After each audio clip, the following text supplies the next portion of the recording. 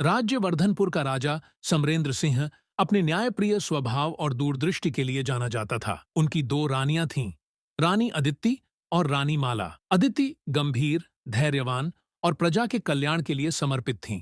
वहीं माला चंचल, तेज तर्रार और महल की राजनीति में सक्रिय थीं। दोनों रानियों का स्वभाव भले ही अलग था, लेकिन राजा उन दोनों से समान प्रेम करते थे। हालांकि महल के भीतर एक अनकहा तनाव हमेशा बना रहता था। रानी अदिति ने महसूस किया कि कुछ गड़बड़ है। उन्हें लगा कि नए मंत्री चंद्रेश की भूमिका संदिग्ध है। वे चुपचाप इन घटनाओं की तहकीकात करने लगीं।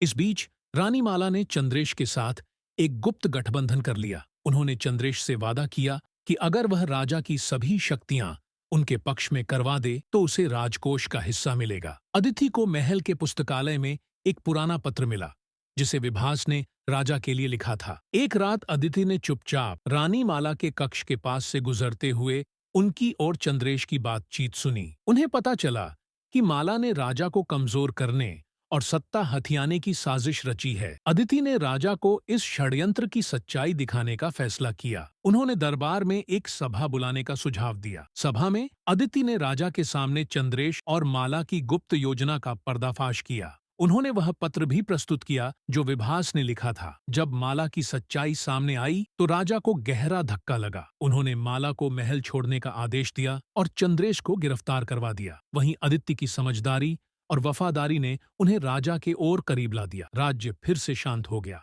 प्रजा ने अदिति को उनकी सूझबूझ और समर्पण के लिए सम्मानित किया। राजा ने एक नया संदेश दिया। राजा ने निर्णय लिया कि रानी को साजिश रचने की जुर्म में राज्य छोड़कर जाना होगा। रानी माला को महल से निकाले जाने के बाद उनकी आंखों में अपमान और बदले की आग जल रही थी। उन्होंने ठान लिया कि रानी अदिति को रास्ते से हटाकर राजा के दिल और राज्य पर अपना अधिकार जमाएंगी। माला ने पड़ोसी राज्य के एक शातिर दरबारी कैलाश से मदद मांगी। कैलाश ने वादा किया कि वह अदिति को हमेशा के लिए खत्म करने में मदद करेगा। योजना के तहत उन्होंने महल में अदिति की देखभाल करने वाले एक पुराने सेवक को रिश्वत दी और उसके माध्यम से रानी को जहर देने का षड्यंत्र रचा। इस बीच राजा समरेंद्र अदिति के प्रति और अधिक स्नेहिल हो गए थे। उन्होंने अदिति को हर राज्य के निर्णय में शामिल करना शुरू कर दिया। अदिति का धैर्य और विवेक राजा को एक मजबूत साथी की तरह महसूस होने लगा। उनकी इस बढ़ती निकटता ने महल के कई लोगों को ईर्ष्यालु बना दिया। एक दिन अदिति के लिए विशेष भोज का आयोजन किया गया। उसी दौरान